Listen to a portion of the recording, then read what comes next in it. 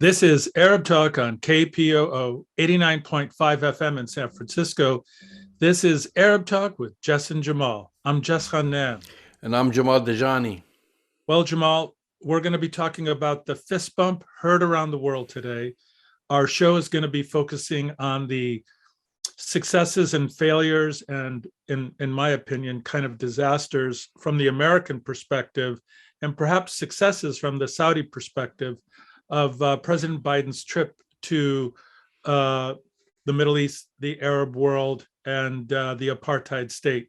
We have a lot to unpack today, but before we get to all of those items, we're going to be watching and listening to an interview that you did with Professor Rashid Khalidi, who's a professor of Middle Eastern Studies at Columbia University and one of the foremost authorities on the question of Palestine in relation to U.S. foreign policy.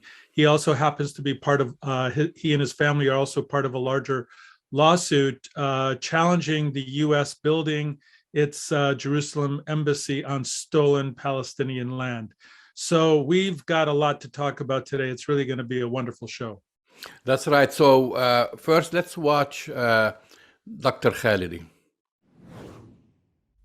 President Biden capped a 4-day trip to Israel and Saudi Arabia, his first trip to the Middle East since taking office. He started his trip by meeting with Israeli leaders to expand security ties with the country. His trip comes on the heels of the murder of Palestinian-American journalist Shireen Abu Akleh by Israeli snipers and a recent upsurge in analysis of Israel as an apartheid state. As expected, President Biden did not address Israel's human rights violations, nor did he discuss the systematic land theft of Palestinian land. In fact, confiscated land is the proposed site for a U.S. diplomatic compound in Jerusalem on plans submitted in February 2021 by the U.S. Department of State and the Israel Land Authority.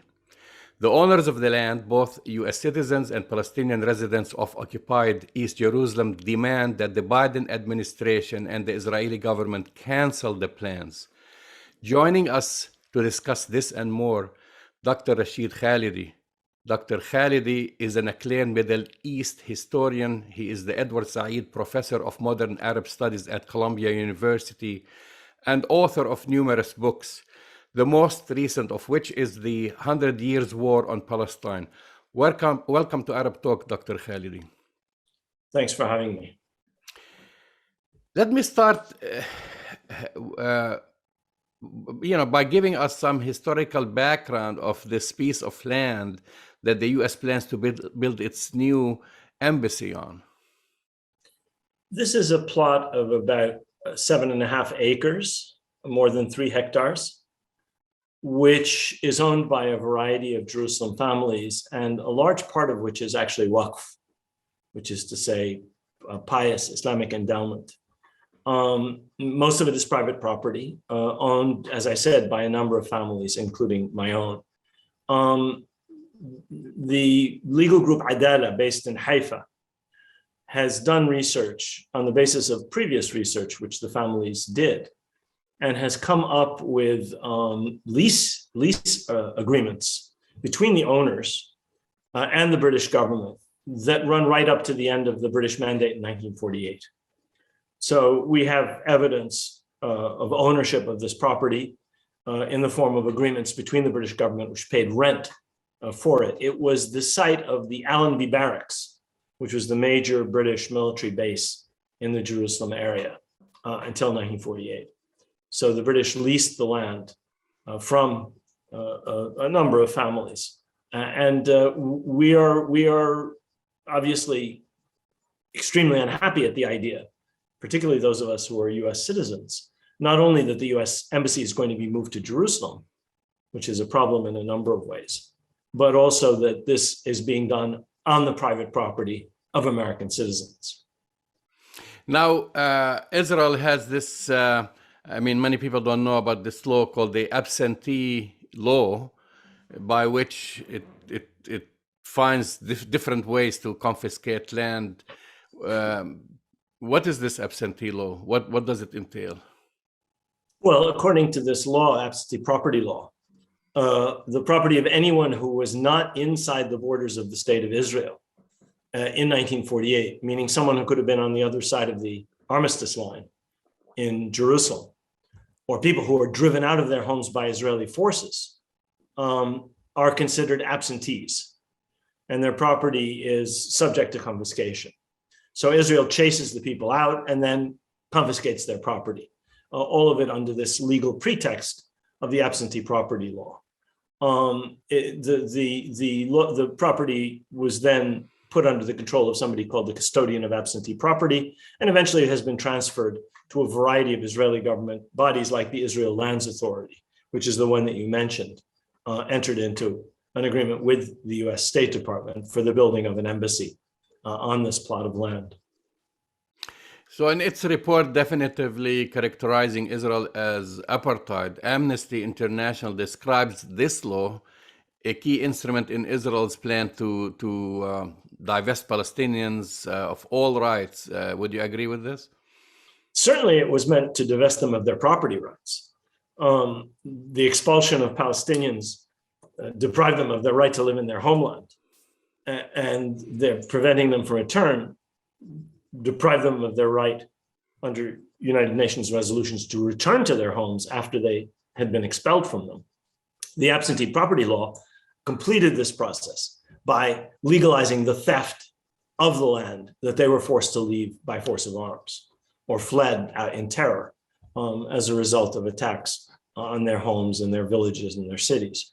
So this is a key, I mean, I would say it's the keystone in terms of property inside Palestine, because by this mechanism throughout Israel, most of the land, which today forms the property, the land of Israel, let's say most of the land within the borders, within the Green Line, in fact, was seized, stolen, confiscated, you can use whatever word you choose, under this law. So it completed the process whereby Israel not only took over the country, expelled its population, but then claimed their property as its own. And this applied not just to land, but to books, to furniture, to buildings, to bank accounts, to commercial establishments, industry, orange groves, all kinds of fixed and movable property. All of it becomes absentee property, so-called. All of it then is distributed by the state to new settlers. So there's a massive wealth transfer in addition to a population and demographic shift caused during the Nakba, during the expulsions of 1948. What recourse do the families have? I mean, has this been, if we're talking about what Amnesty International talk about, has this been an ongoing defense by the families involved? What has the tactic been? Well, many property owners have tried to challenge Israel's absentee property laws in the Israeli courts, but the Israeli courts are designed to protect and make legal what should be illegal, which is to say, to juridically sanctify the theft of this property. So there's actually, in practice, no legal resource within the Israeli system for people who've been deprived of their property. If there were, most of the property in Israel would revert to its Palestinian owners. Jewish-owned property in Palestine in 1948 amounted to something like 6 or 7% of the whole. Most of the privately owned land in Palestine was in Arab hands. And all of that has been basically stolen or confiscated, transferred into the hands of the state, and then it distributed it as it chose. So, but the difference in this property now is going to be built on by the United States. You have U.S. citizens who own parts of this property. I mean, is there a way to put pressure on the U.S. Department of State to abandon its plans, because it involves not only land theft, but it involves land theft of U.S. citizens? Exactly. Well, this has come up once before. A plan was submitted in the 1990s.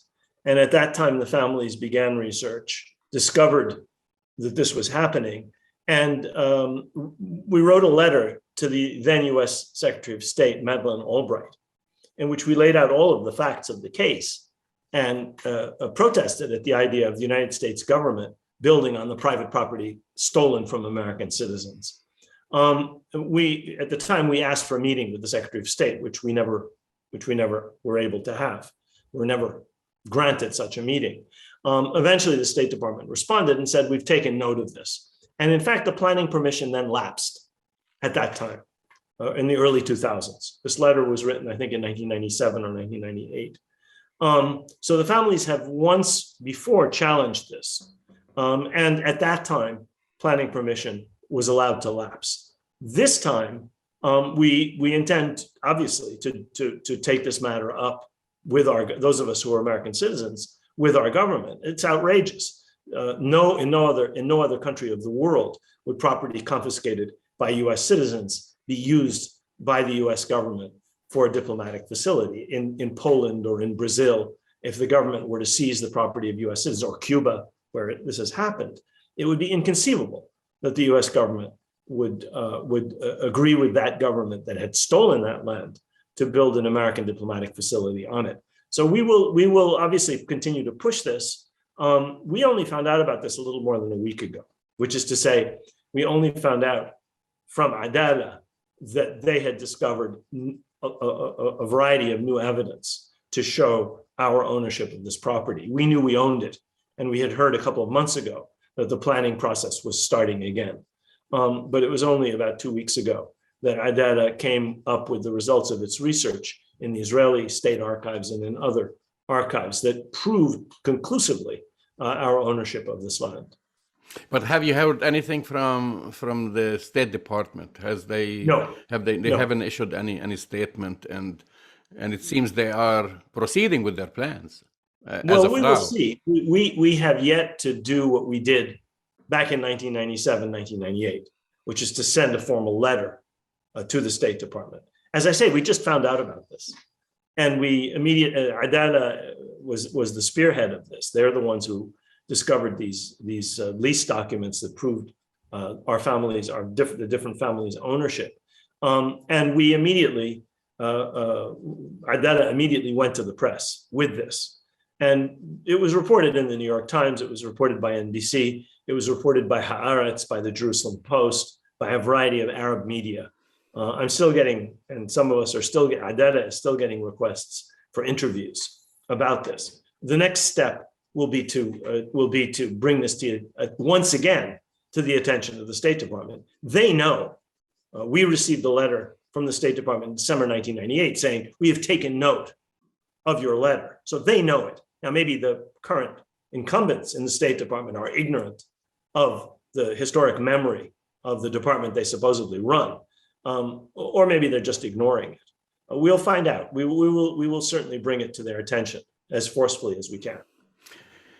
Well, many Palestinians, and especially, of course, Palestinian Americans, are very dissatisfied with the State Department, especially with its last statement on the murder of Shireen Abu Akleh, saying that this was inconclusive. I mean, Shireen Abu Akleh in the quest for justice. As an American citizen, there was hope that justice would be served 2 months after her murder, and it is astounding how Biden will not hold Israel accountable.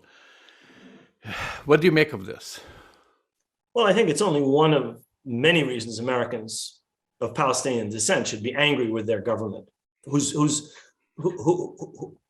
we keep with our taxes, whom we keep going with our taxes. We pay for these people to disserve us or to poorly serve us. It's not only this disgraceful murder of Shireen Abu Akleh, who is the third person to be killed, third American citizen to be killed recently. Rachel Corrie was murdered by the Israeli military. An aged Palestinian man was allowed to die of a heart attack after being arrested by the Israelis and pushed on the ground in the winter. And we now have Shireen Abu Akleh. The US government has done nothing about 3 cases of murder of US citizens who happen to also be Palestinians. The US government has done nothing about Israel's discriminatory treatment of Palestinian Americans and other Arab Americans upon entering Israel.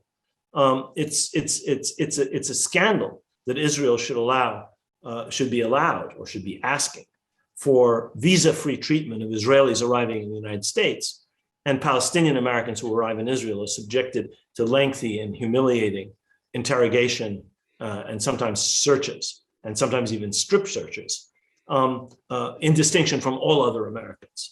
So there are many reasons why Americans who are of Palestinian origin should be dissatisfied with our government's appalling failure to stand up for our rights as American citizens. You're talking about the travel conditions for Palestinian Americans and Arab Americans in general. Precisely. Traveling there, because you're touching on another topic, which is Israel is demanding a visa waiver for its citizens to come to the United States, while still discriminating against a segment of the American society. Yeah, I mean, they're in diplomatic parlance, there's something called al-mu'amala bil-mithl, which in English would be treating people in exactly the same way. If Israel treats a segment of American citizens this way, the United States government should not just not give Israelis visa waivers, it should treat a segment of Israeli citizens in a particularly humiliating and offensive manner, simply to show Israel that it cannot do this to Americans. But our government rolls over with Israel. It simply allows Israel to get away with it. This kind of impunity, this kind of arrogance that Israel shows towards the United States is particularly egregious when it comes to Palestinian Americans, whether it's their property, whether it's their lives, whether it's their freedom to travel to what is, after all, their own country. I have a relative, a Palestinian relative, who was prevented from going to the beach. He was arrested simply because he didn't have a permit to go to the beach in Jaffa. In his own country, he can't go to the beach without an Israeli permit. He's not an American citizen, as it happens, this relative.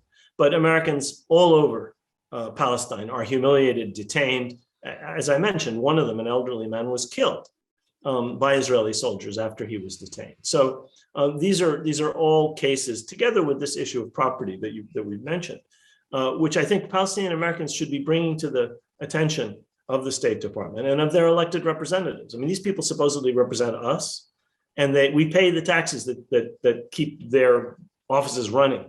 And we have a right to have our government protect us. Former President Trump did a lot of damaging things towards Palestinians, moving the U.S. embassy into Jerusalem, cutting U.S. aid, I think from UNRWA at the time and other institutions. And so a lot of Palestinian Americans were hopeful that President Biden would reverse some of these things. How do you rate his administration, and frankly, how do you rate his first trip to the region and his meeting with Palestinians and Israelis? I would give him a grade of something between D- and F for his policy on the Middle East generally and on Palestine in particular, and the same grade for his trip. He's not only failed to reverse the Trump policies that you mentioned, his administration has furthered the process of normalization between Israel and dictatorial Arab regimes, which is designed by Israel to bury the Palestine issue and to have relations with the Arab countries that it can establish relations with, and in a way to pry them away from the Palestinians. So this is an anti-Palestinian measure. The administration talks about it as helping to establish peace in the Middle East. Peace in the Middle East will be established when the Palestine question is resolved in a just fashion, not by helping Israel to bury it while continuing its occupation and dispossession of the Palestinians. On every other issue on every other policy issue where Trump changed US policy, whether calling settlements illegal, whether accepting Israel's annexation of the Golan Heights, whether moving the embassy to Jerusalem, whether accepting Israel's annexation of Jerusalem, whether closing the PLO mission in Washington, whether closing the US consulate in East Jerusalem, on every single initiative taken by Trump, the Biden administration has failed to reverse it. They have done nothing. They have been, in other words, as bad as Trump on every issue. They they did change the policy on UNRWA. So they threw $100 million to Palestinian hospitals, and they threw more than that, a little more than that, to UNRWA.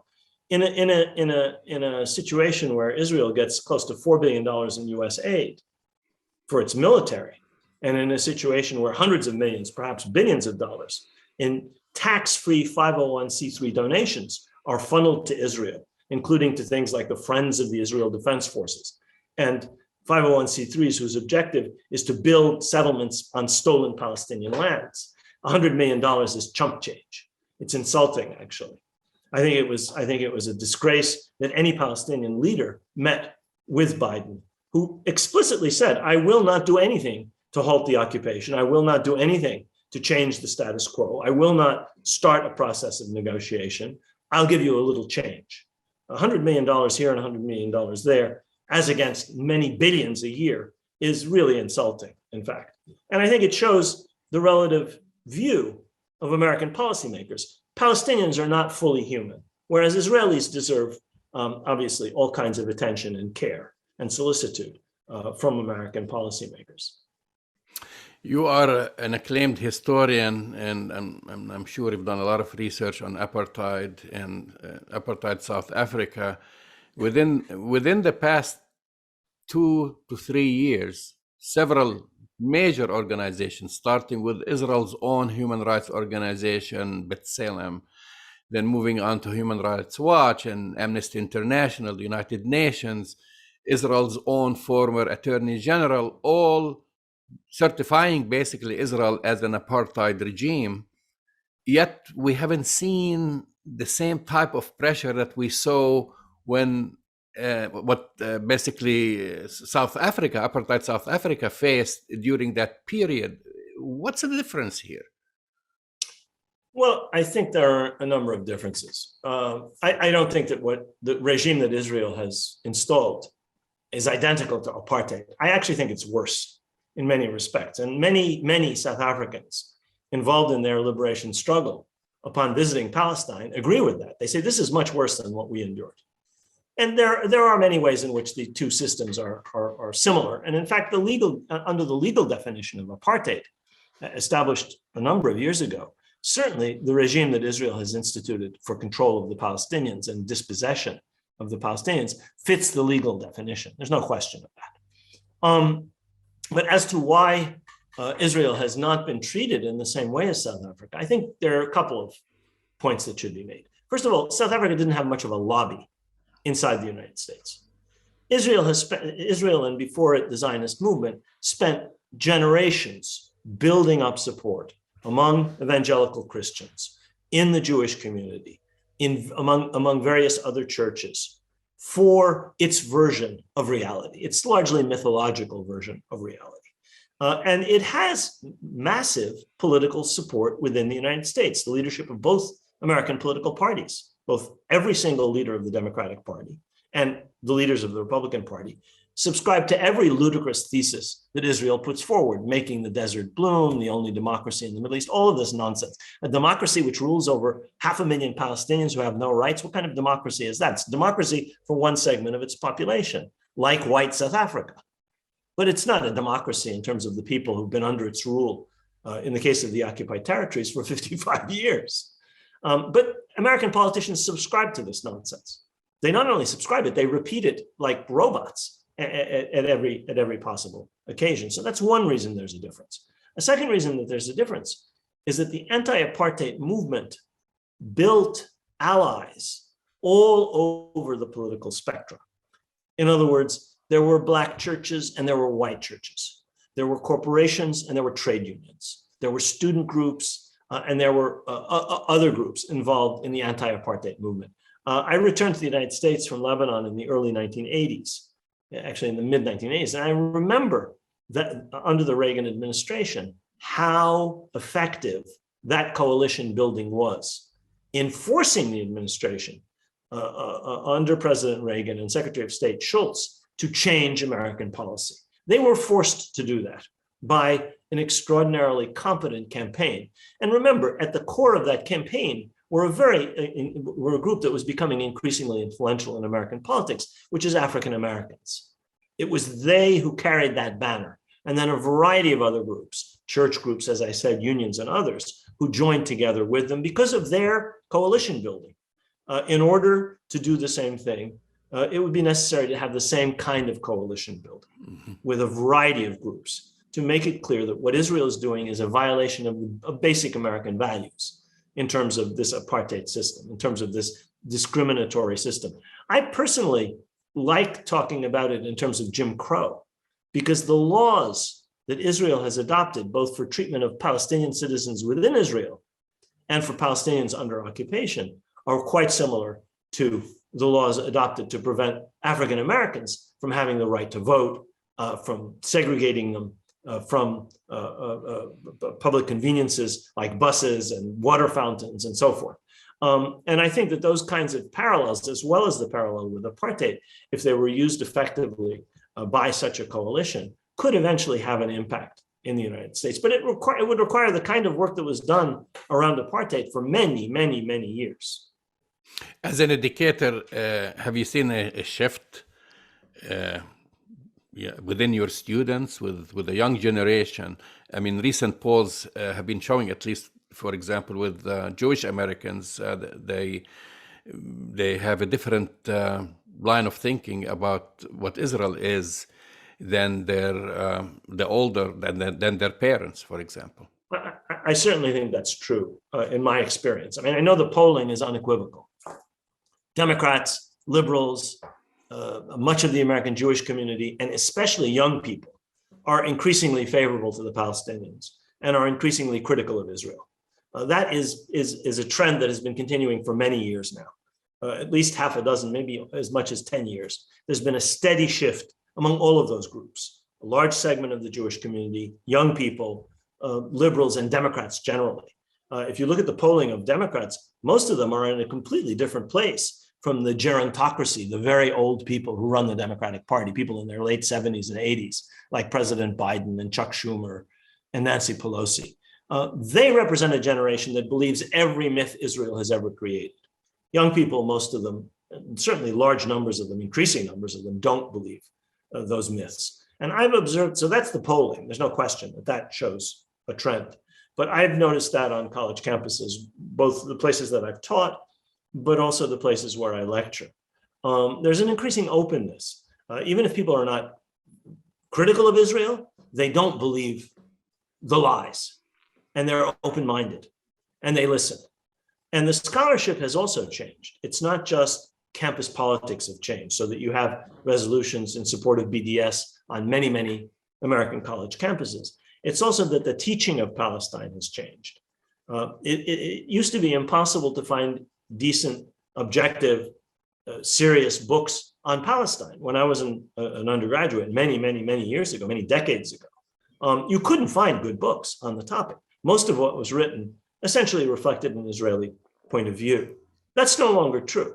In history and anthropology and literature, in political science, in sociology, there's a vast range of objective, critical, intelligently written books by highly qualified academics, many of them Jewish and Israeli, which simply are completely at odds with the kind of nonsense that Israel would like us to believe. And college students are not fools. They know how to judge this stuff.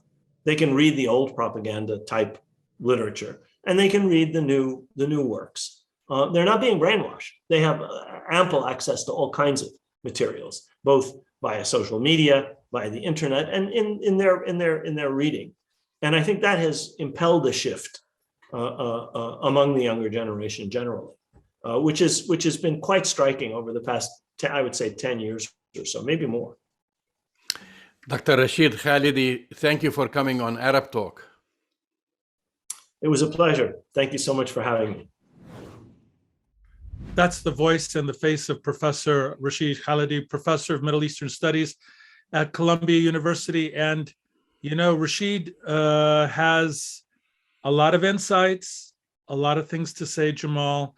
And, you know, that particular perspective, you know, in its totality and complexity and depth, you don't hear much. It was a really great interview. That's right, Jess. And we've, of course, discussed many topics, including the murder of Shireen Abu Akleh and Biden's trip. But what's astounding, Jess, is that the State Department, the U.S. government in general, they have known for many years that this land belongs to Palestinians, as most of what is now called Israel. I mean, there are owners, there are, whether absentee or even sometimes they consider them absentee, even if they moved from one part of Palestine to the other. Right.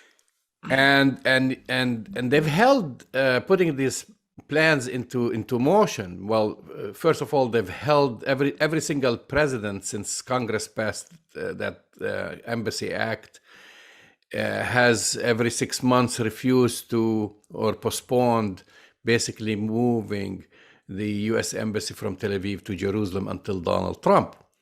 So Donald Trump basically broke that tradition.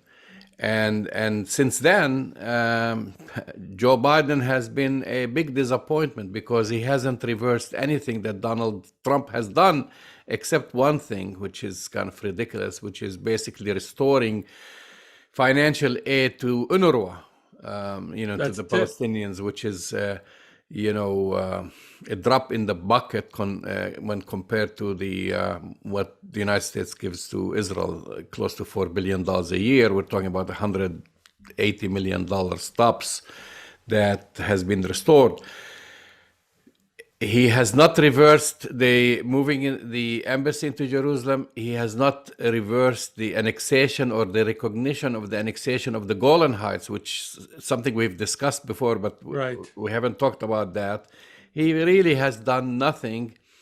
And instead, and we'll start talking about the Strip, the first thing right at Lod Airport, which Israel calls Ben Gurion Airport, that's the Palestinian Lod Airport, when he basically arrived, he was dragged into repeating, I would say, kind of like,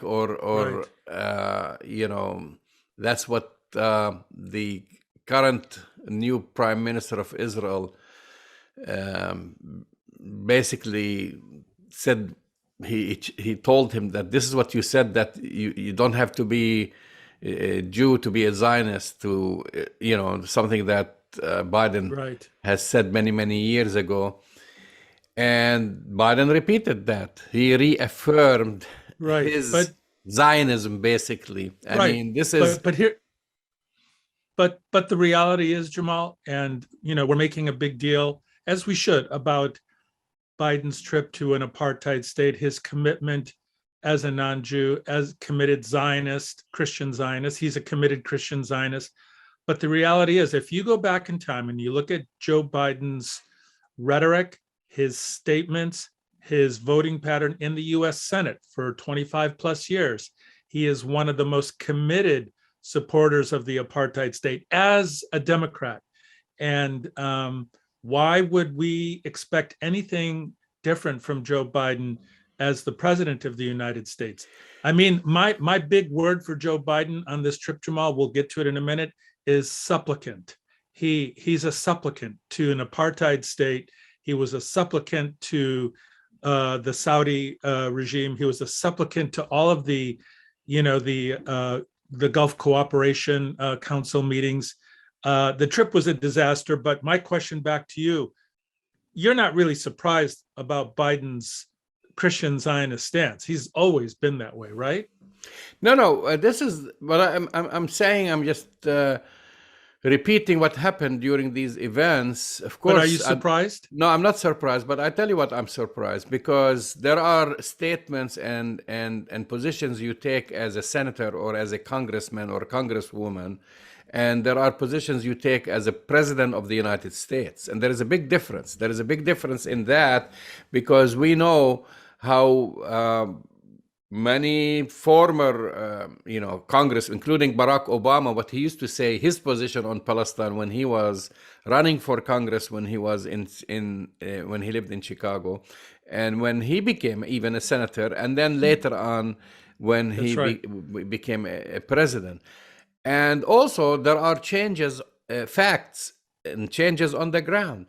24 months ago or more, the United Nations did not label Israel as an apartheid state. 24 months ago or more, Human Rights Watch did not label Israel as an apartheid state. So he's coming to a presidency, assumingly, with open eyes and open ears, and he knows what's going on around him. Israel today, as defined in the international community by most international organizations, by the United Nations, by its own human rights organization, B'Tselem, identifies as an apartheid regime. And so when you go and talk about the great relationship between the United States and Israel, and talk about only about the security of Israel, and talk about Iran, and you just ignore half the population or more people who live between the Mediterranean Sea and the Jordan River, ignore their human rights. Well, that's why the trip was such a dismal failure, because well, before I get to that statement, I just want to say Biden went to the apartheid state and to the region weak. He went there weakened because of global economic pressures. Things are not going well in Russia-Ukraine war, and his poll numbers in the United States are a disaster. So he goes to the apartheid regime weakened. So let's put that on one side. And on the other side, he goes to MBS, he goes to Saudi Arabia, thumps his chest and says, I confront any world leader who commits human rights violations, when he in fact just came back from the apartheid state, committing apartheid, committing atrocities, committing human rights violations against Palestinians every single freaking day, Jamal. And he doesn't have the courage, the dignity, the I was going to use another word, but we're not going to use that on, the fortitude, let's say, to confront the apartheid state. So the whole trip was bogus. No one takes him seriously. We're going to get into the details a little bit, but he is a supplicant, Jamal. He went on the trip weakened. He bent over politically in so many ways. He capitulated to an apartheid state. And frankly, I mean, the fist bump, be it as it may, he really came across extraordinarily weak on this trip. And we're going to do the deep dive. I mean, I think we should. But just before we get into that, Jamal, I think it's important to note that although he committed, he said this when he met with Abu Mazen in Bethlehem, that he's committed to a complete investigation on the the Israeli murder of Shireen Abu Akleh. Do you expect anything to really come out of that? No, I don't expect anything, because the State Department has prematurely said that that they've conducted an investigation and the results were inconclusive. I mean, they've already said that they cannot pin the bullet on the Israelis, even though that the bullet was manufactured in the United States. That's most likely. And forensics here, I mean, if you watch any forensic show or whatever, you could easily pin the bullet on the perpetrator. If you have the bullet, you can know, forensics is able to identify the type of weapon it was fired from, etc. And only the Israelis carry these kind or use these kind of weapons, American made. And I repeat what I said on the show before. The most important thing about this fact, Jess, and that's what the United States is trying to avoid creating a debate in Congress, is the fact that if you use an American weapon in an illegal way, or weapons in general in an illegal way, and especially in this case, to murder an American citizen, then, the United States is obligated to stop shipping you those weapons. And this is one of the clause that you have for military aid to countries. Is like, you cannot use these weapons to abuse human rights. You cannot use them to kill civilians. You cannot use them to kill children. And in this case, murder a journalist, and a journalist who happens to be an American citizen. So I think there is a cover-up. It's not just ending, right there, by ending the investigation, or by just giving a very unacceptable report saying, oh, we can't tell who fired that bullet. It's inconclusive. I think it's a cover-up. I think the United States is covering up for the crimes of Israel, and this is worse. And if we sit here as Americans, whether you support Israel, you don't support Israel, and you don't question that, and we're going to find you're just committing a major mistake. Well, that's exactly right, Jamal. And that's why, I mean, I know we're getting ahead of ourselves right now, but going into the midterm elections, which we're going to be talking a lot about, there's fractures and fissures within the Democratic Party around this issue and around other progressive issues, which is going to fragment Democrats. And on the Republican side, they're going to have their own fragments because, as I predicted a long time ago, and I'm sorry to be right about this, it does look like Donald Trump will be running for president again. He'll announce it in the fall, it looks like.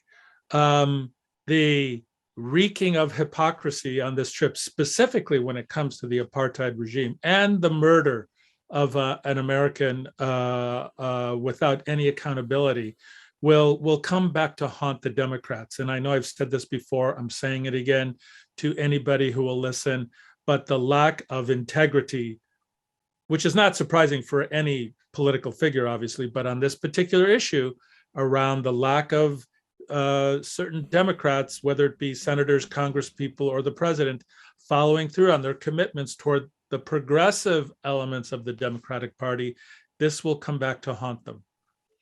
It sure will. And anyway, going back to his, because I want to move on to a little bit of Saudi Arabia, but going back to his trip to Palestine, and then his meeting with Abu Mazen and saying that, we will look into the murder of Shireen Abu Akleh, and we are restoring $180 million. How insulting. Stopped, How insulting. it does not recognize, it doesn't say anything about human rights abuses, does not talk about land confiscation, which, by the way, the other thing I forgot to mention, he refused to meet with the Abu Akleh family, but the State Department said they will bring them to Washington, D.C., but he refused to meet with her brother, lives right there, right in Jerusalem. He refused to meet with her brother. Her niece lives there and others. So then, because they did not, I think, upset the Israelis. That's the whole reason. I mean, well, why would you upset? Discovering? It's not right. It's not about discovery or looking into facts and so forth. Basically, they refuse. I mean, why bring the family all the way to Washington, D.C. to meet when you're right there? To meet with the State Department. I don't think they said that they'll have a meeting with President Biden, but they said they will bring them. The State Department will bring them to Washington, D.C. when they were 5-10 minutes away from where he was staying. I think the whole game, they were just playing subservient to their hosts, which is the Israeli government. Right. That's the whole narrative that and the whole picture that I think we're going to paint is his subservience to these brutal dictators, these brutal regimes. And to add insult to injury, Jamal, not only does he not meet with the family of Shireen Abu Akleh, but he meets with another war criminal, Benjamin Netanyahu, while he's there. Well, because this is his best buddy. Biden has dealt with Benjamin Netanyahu for the 30 past years. 3 decades. 30 years. They've known each other. At the United Nations. No, from the time Netanyahu was at the United Nations. Yeah, exactly. So I just think that this whole trip will go down historically. And by the way, Jamal, I'm going to say some things which are going to upset a lot of people today. So I'm kind of prepping people for some of my analysis here. But this trip is going to go down as historically a disaster. I don't see anything about this trip that benefits the United States in the short run, let alone in the long run, because gas prices are predicted to go up even more than they have recently by the fall. The economic situation continues to look pretty dismal. Biden said that one of the successes of his trip was going to be resumption of not resumption, but the creation of an international corridor between the apartheid state and the Saudi, the medieval kingdom of Saudi Arabia. The Saudis shut that down very quickly. And then after Joe Biden celebrated this fist bump meeting with MBS and, wagged his finger at him, it was interesting for all of us to see how the Saudi government rebuked Biden when he came back to the United States. So do you see anything positive coming out of this from the United States perspective? No, no, and I don't see anything positive going towards the Palestinians and the Palestinian Authority, aside from receiving $180 million, because, as I've mentioned, Biden didn't mention anything of significance. And basically, it's business as usual with Israel, increasing security ties, ganging up on Iran, and maybe he'll reverse his policy on Iran. We don't know, because of Israeli pressure. And then going into Saudi Arabia, Jess, again, here is someone who labeled the Saudi regime as pariah, and then he goes and fist bumps and with MBS and avoids certain questions about the human rights in Saudi Arabia. And even at the conference, the Saudis get a question about Jamal Khashoggi and if they were going to compensate or apologize to the family. The reporters who asked this question were rushed out of the room, and they shut down that basically press conference. And from looking at all the statements, as far as the oil prices, the Saudis, before Biden went there, they have already increased oil production capacity by 50%. They weren't going to increase it anymore. And now I see the administration's trying to take credit for this as far as the lowering, because he said prices of oil are going to go up in the fall. We don't know. Maybe you're correct about this. But prices of oil have been falling down slightly. I think from just a couple of months ago, where the barrel of oil was $120, now it's about $100. But it has nothing to do with Saudi Arabia. It has nothing to do with Saudi Arabia. It has to do with China, and that's basically China, India, Russia, and supply and demand. That's what it has to do with, Jamal. That's why it's such a joke. Well, the price has slipped to $100, apparently as a consequence of fears of an inflation-induced recession, particularly in China. And you'll see probably more of a drop, because, like you mentioned, now other resources are coming through. Saudi Arabia is already at 50% capacity, but the Saudi Arabia, if you hear also what their spokesperson Al Jubair was talking about, I was listening to him. He evaded the admission of failure to Saudi oil production. He said increasing by 50% in the past couple of months, but also didn't make any promises that's going to increase anymore. That's right, Jamal. And also Jubair said something very interesting. I saw the interview that one of your favorite correspondents did with him, Wolf Blitzer, and Wolf Blitzer asked him directly, the United States has said that normalization with the apartheid state is a Saudi goal and will happen soon.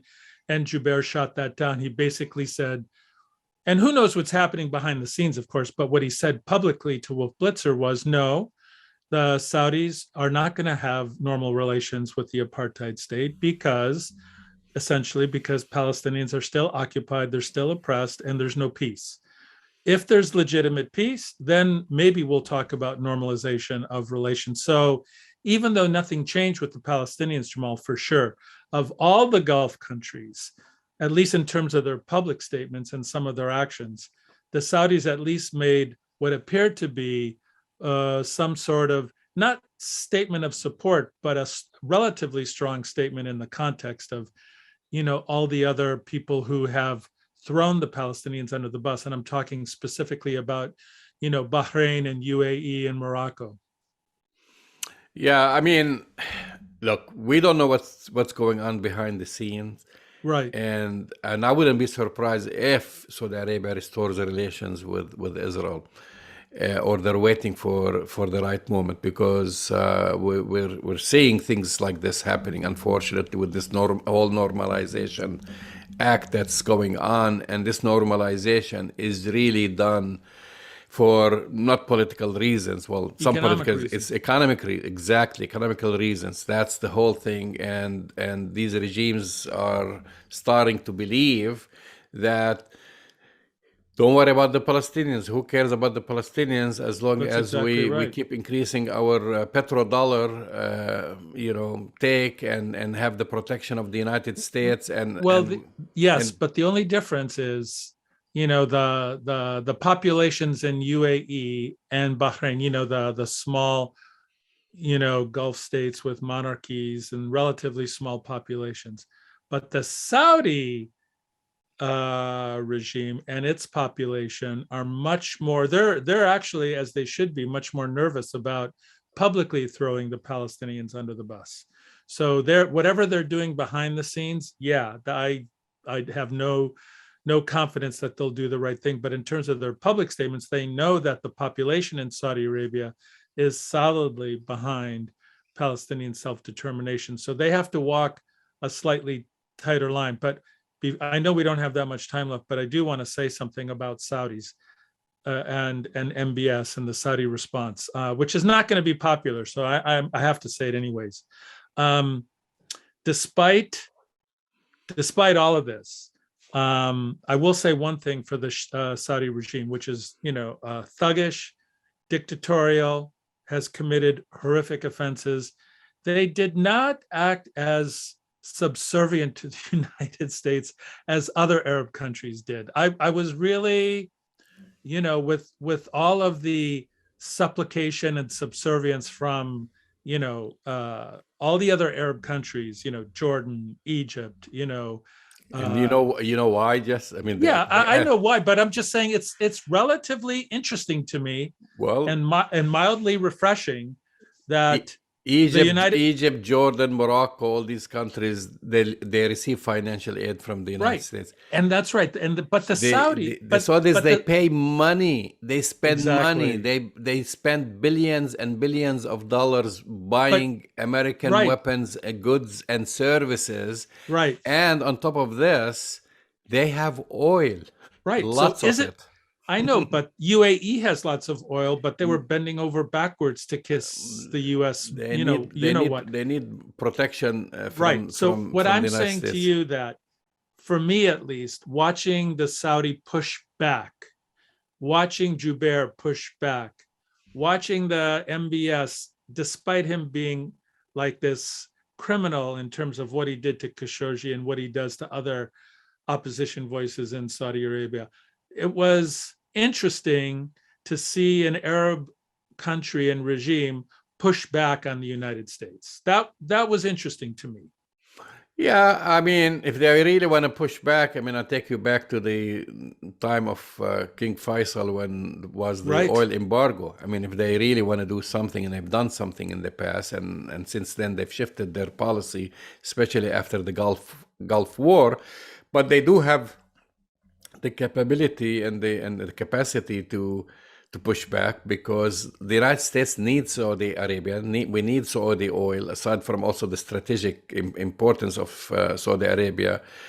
And but apparently MBS also confronted Biden on what happened in Iraq and what happened in Abu Ghraib and all of because it's he was, if it's true, I mean, what was said, this is just the readout. The United States, Biden contradicted and Biden pushed back on MBS's pushback, but they said they confronted the US president on all the mistakes that the United States, all the atrocities rather, that the United States committed in Iraq, including Abu Ghraib. So it's interesting to me to see an Arab country kind of push back on this.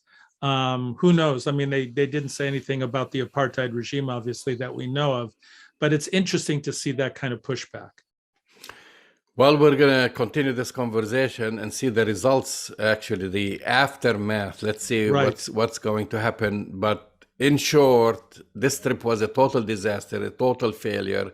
it's not going to improve Biden's standing in the United States or internationally. As far as if they were looking into something, I mean, considering that this is his first official trip into the Middle East as president of the United States, it was like really just Disaster. a photo up, and even the photo up was a disaster. So how can you mess up with this fist bump? Now that's the headline of all the newspapers in the world. Whenever they show his meeting with MBS, they show that fist bump. Usually, photo ups just are there to kind of whitewash Yeah, the but situation. you can bet that Donald Trump and the Republicans are going to be plastering that photo of the fist bump from here to the midterms and beyond. Trust me. That's going and Democrats. I mean, we don't have time to get into it today, but there's a lot of rumblings about obviously Democrats not wanting Joe Biden to run for president in 2024, and people are lining up. Democrats are lining up to take him on. So Biden didn't do anything to, shore up his negative perceptions. That's for sure. You've been listening to Arab Talk on KPOO San Francisco 89.5 FM. Go to our website, arabtalkradio.com, to download the latest episodes, and we will talk to you next week. See you next week.